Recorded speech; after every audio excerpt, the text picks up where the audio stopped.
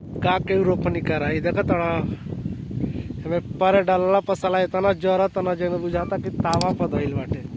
सब इधर अबे सब के अपन अपन छोड़ले बाटे इन्हें सब पिया होने पड़ले बा। आई देख हाई रोपाइल बाटे देखा तड़ा सूख के कैसन हो गइल बा एकदम पियरा ताटे।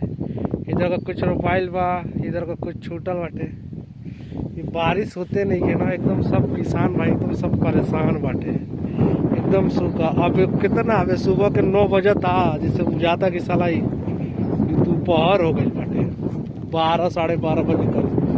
अबे तो ऐसा ऐसा लगा था जब 12 साढ़े 12 बजे कैसन साला धूप है देखा तो एकदम सूख के एकदम है सब का के कितना पानी चले पानी से रुकत अटे सूख जाता तुरंत इतना जल्दी देखा तड़ा पर लात दहिला पर साला बुझाता कि कुल चीज जल उल जाएगी। ये देख लो भाई जुलाई का महीना साला ढेला आ गया 3-4 दिन पहले ही में रोपनी भइल है। ये एकदम सब अब किसान भाई देखो कितना परेशान माना जब बेचारू लोग कितना मेहनत करे न जा अनाज के उपजाऊ बनैला में। लेकिन भगवानों कबो कबो साथ ऐसा दे देना कि या तो खराबे हो जाला कबो कबो ऐसा दे देना साथ के साला पूरा बर्बादे हो जाला। अब ये हाल रही तो खूब पानी चली ना इधर थोड़ा फाटत या कि जमीनिया तरीके से बाहर बारिश जाता कि साला सूखा पड़ी का ये साल एकदम बारिश होते नहीं है ये। और बेचारू देखा जा एक जना हुईजा बैठल बाना पानी चलावत ना जूम करत नहीं हो बाना देखा जब भी बैठल बाना। अब इससे ज़्यादा जूम ना हो पानी चलावत ना बेचारू घामे में बैठ के। इतना आसान है किसान लोग का ज़िंदगी सब बुझेला कि बहुत आसान बा किसान का ज़िंदगी इतना आसान ना है। पीछे इतना भागा दौड़ी करे के पड़ेला ना कि बेचारा किसाने लोग समझत हो जा। अबे में हम चप्पल पहन के चलत नहीं आ साला ठक ठक नीचवा से आवता हो जे ठक ठक के ऐसा साला है धूप साला ही समय तारे भगवान तनी बरस द तनी किसान भाई के ऊपर दया कर और साथे साथे हमनों के ऊपर दया कर कि तनी मौसम ठंडा होके और साथ में इन लोग का रोपनी सोपनी बेचारों में देखा पानी पियाता ना साला यही घामे में। ओहो क्या बताओ यार धूप तो इतना तेज बना देखा तड़ा धूप की धुपा साला ही एकदम जर्जर जमीन। इधर का चाहिए है खेत में पानी चला तटे है